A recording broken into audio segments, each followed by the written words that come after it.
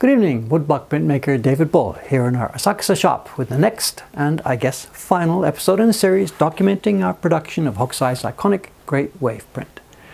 As promised in previous videos, this will be a kind of a show and tell episode, updating everybody on some of the issues and problems we encountered while making this print. Now if I'm not careful, this video will be absolutely endless, so I better just dive in. If you've seen the earlier videos in the series, you'll know that I made a couple of hiccups right at the beginning. The initial copy I selected for a master turned out to be a later reproduction, and not a very good one. So I had to start my reproduction after a lot of tracing work had already been done. And then once carving itself began, it gradually became clear that the block I had initially selected was unsuitable. So I restarted that part of the work as well, using the reverse side of a cherry wood plank that had been stored in my Ome workroom for upwards of 25 years. I was astonished at how hard it was compared to the wood I'd been accustomed to using for recent years, and I very much enjoyed carving it. As hard as it was, though, I was still concerned about this area of small calligraphy on the print, so at that point on the block I inlaid a small piece of boxwood, a kind of wood that allows for very detailed work to be carved. It was somewhere around that time, in the spring I guess, that I had a conversation with one of the staff members here, who had asked me if I had made a visit to Hokusai to let him know what we were up to and ask for his permission to work with his design. It turns out that Hokusai's gravestone and his memorial marker is in a temple compound just a few blocks away from our shop. So she thought I should visit over there and make a small offering, asking him for help to guide our project, to go along smoothly. Now, honestly speaking, I hadn't really thought about such a thing. It's not my way of doing things, so I just let that go. Moving along. The key block carving went well, if more slowly than I would have liked due to all the other jobs that crowd around here every day. But it was finally done, and I began to do the color separation printing, taking proofs from the key block that would be used to lay out the color blocks. It was at that point that it became obvious that the extreme hardness of this piece of wood was going to be a major issue for the printing. When we choose the wood for any given print, we like to select a hard piece for the key block, because a typical ukiyo-e print has just fine outlines on that part of the work, no flat color areas. Then, for the color blocks, we select wood that is somewhat softer and absorbs moisture better. This allows us to print solid, flat color smoothly. So the rule is hard for the key blocks, somewhat softer for the color blocks. But this particular design, Hokusai's design, is very unusual in that it has both fine lines and solid colors right side by side next to each other on the key block. So print it strongly enough to get the smooth, rich color in that area, and you smush the nearby fine lines. Print the lines lightly and cleanly, and the solid color just doesn't come through. Now, this is a well-known issue with Hokusai's design, and as we saw in an earlier video in this series, I discussed this with our printer Namabe-san, and he gave me the "no problem, Dave, I can work around this, adjusting my printing pressure as I go." Now, the proofs he made while I was standing there that day really weren't quite on this, but this was still early days, and he wasn't familiar with my piece of wood yet, so I thought he'd be able to work it out, and I gave him a stack of paper to make the initial 100 or so copies. This was early July. Kickstarter backers had been waiting, I don't know how many months, but we were now nearly there. So I posted a video episode letting people know we would be shipping shortly. That didn't happen. Well, it did, but only for a couple of dozen people, because that was all that I got from his initial batch of 100. He had struggled just too much with my hard block, and the struggle was visible in the finished prints. All too many of them, they had fattened lines or patchy color. There was no way we could continue like this, hoping to get just a few good copies from each batch. It was time for Plan B. Plan B was simple in concept, but not quite so simple in execution. Split the key block into two separate blocks. Use the original main one for printing the fine lines, not worrying so much about the poor impression in the solid areas. And print those from another block, cut to include just those places. Here is that second block, carved on a piece of cherry from our current supplier here in Tokyo. More about that later. It was quite a job getting all the foam blobs lined up, because any tiny variation would show. Now, during the time I was cutting this new block, Namabe-san, the printer, of course, couldn't just sit around waiting for me, so he took on other work. So once I was ready to go, he wasn't.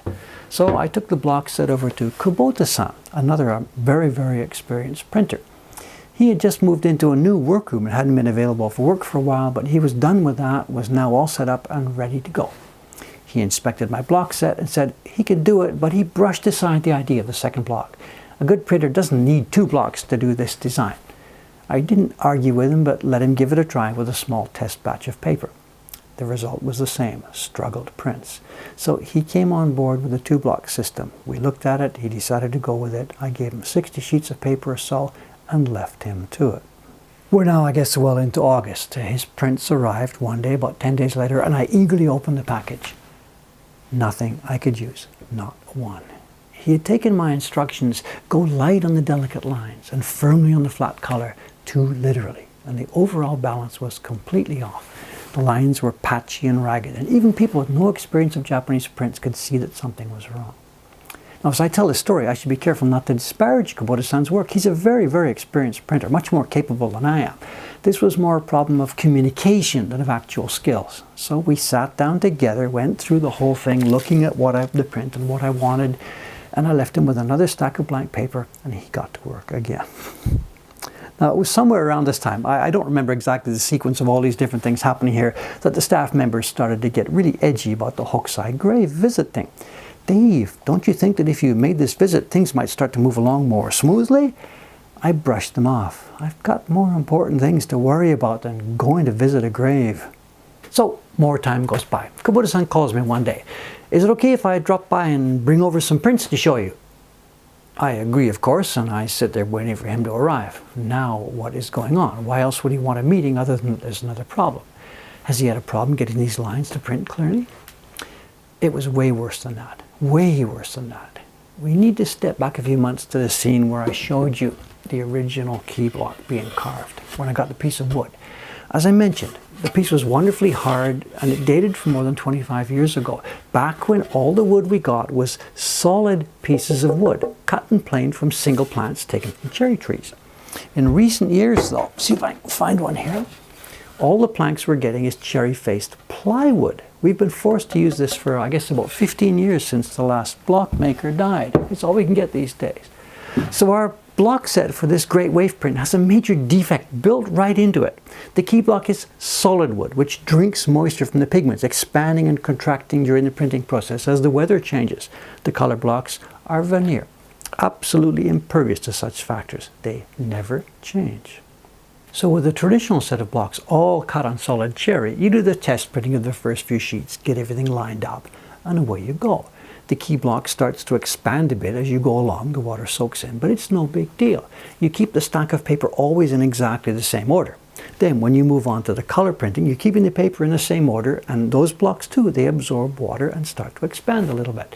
Things stay pretty much generally in line, but if they wander a bit, you adjust the color blocks, putting a wet towel maybe on one face to expand it a bit more, warp it a bit more in the way you want. You begin to see our problem. Our key block just dances. It's so dry after 25 years. After the first couple of dozen sheets, it visibly expands under the moisture. Then when you start printing the colors, those blocks won't move. Sheet by sheet, the registration starts to shift out of alignment, and there's nothing the printer can do to bring it back. The first dozen or so sheets that we show in any batch are okay, but for the rest you can see where the printer has struggled to shift the paper up and down, printing just the top or just the bottom of each sheet, trying to get it to line up. From Kubota-san's point of view, Dave, I'm sorry, this block set is unusable. Kickstarter backers are waiting. Where are the prints? YouTube visitors are waiting. Where's the next video?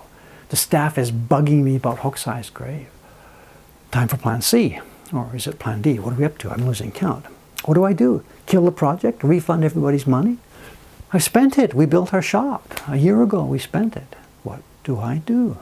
As I sat and thought about possible solutions, I realized we were very lucky in one respect. This design has a natural break right across the middle of it. We can treat it as two prints, the top half and the bottom half, separately. I can print them separately on different registration marks. So, for example, for the medium blue block, because of the horizontal spacing, I chopped away part of the top carving, leaving just the bottom area to be printed, and I put the top area on a separate block. So the printer, he prints the bottom area first. This part has no real expansion issues, and then later prints the top area on its own registration mark. For the light blue, the very lightest blue, there's a natural space in the middle. You print it once for the bottom, shift the registration, and move it up for the top. The sky block is just at the top, the boats are just at the bottom, everything splits into two parts. It can all be done twice for each color, moving the registration marks to match those ever-changing key lines from that expanding key block. So I test this all out here in my own workshop, and it seems to hang together. Instead of 7 printing impressions, we're now up to 10 or 11 or more, but it can be done. I take everything over to Kubota-san's place, do a show and tell on it for him, and leave him to it. He understands what to do, and away he goes. Now by now I'm getting really frequent emails from Kickstarter backers. Where are my prints? When's the print going to be shipped? And my response is kind of always the same. And real soon now. Now just a couple of days later, he calls me up. Dave, we have another problem. This time it's the inlay for the cartouche. Now many of you already know what happened here because I talked about this in the previous video episode. The boxwood inlay I put in absorbed too much water and it warped, sticking up, making it impossible for him to print smoothly. So he sent the block back to me. I chopped the cartouche off, cut the lettering on a brand new small piece of wood. Now you might think that a little thing like this couldn't be lined up properly. What are you going to do? But it's no problem. You tape it down to your desk, cut a registration mark in the wood of your desk itself, and then print it that way. It's the last thing that goes in. After the sky is finished, you just line this up and drop it into the right place. I send the little block back to him, and he gets back to work yet again. Now it's quite a while before we receive the batch of finished prints. These split blocks mean a lot of extra impressions and a lot of fiddling around. But when I finally get the package and open it, I am not disappointed. The prints are nice, very, very nice. Everything's lined up perfectly. The fine lines are as fine as they should be. The deep parts are as deep as they should be, and all the registration is picture perfect. Our shipping ladies in Ome were standing by. They'd been standing by for months, so after my inspection of each sheet for problems or defects, out they went. We send Kubota-san more paper, and he continues. A week or so, his next batch comes in. I check and approve them, send them to the ladies, and out they go on their way around the world. It seems like we're up and running. A couple of days later, though, I'm in Ome, and Yasui-san, one of the shipping ladies, shows me a couple of the prints she's pulled out of the batch. They have strange spots in the sky region. Dave, did you perhaps miss these while you were doing your checking? I'm a bit perplexed. How could I have missed those? Was I in such a rush looking for all the misregistration that I'd been careless? I apologized to her, thanked her for her vigilance, and we put those into a reject pile. More prints arrive from Kubota-san, more checking, more shipping. Away we go, away we go. I'm in Ome again a week or so later. Yasui-san greets me with a similar complaint. This time, though, it's not just a couple of prints with a couple of spots. It's a half a dozen prints, and there's spots all over the sky. Very visible. Obviously something's wrong. She's looking at me like I'm evil incarnate. How could I even think that these are okay? And I'm flabbergasted. I did not approve those prints. Clearly these spots are coming up after my checking. I get my microscope out and have a look. The marks aren't the usual chitty, the scraps of bark that pervade all the paper these days. Nor are they pigment that's splashed around from careless printing. I poke at one particularly large one with a needle and it breaks into sort of a powder. Brownish powder.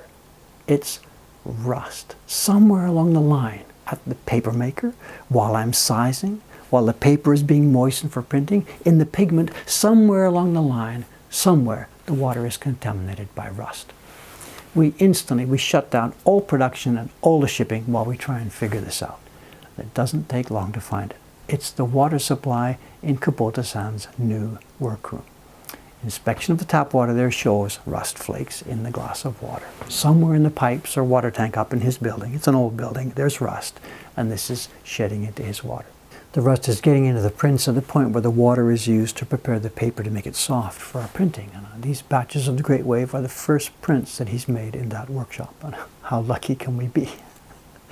So I send an email to all the people who've received prints so far, alerting them to this situation, asking them to be on the lookout for these spots so we can exchange the prints if necessary.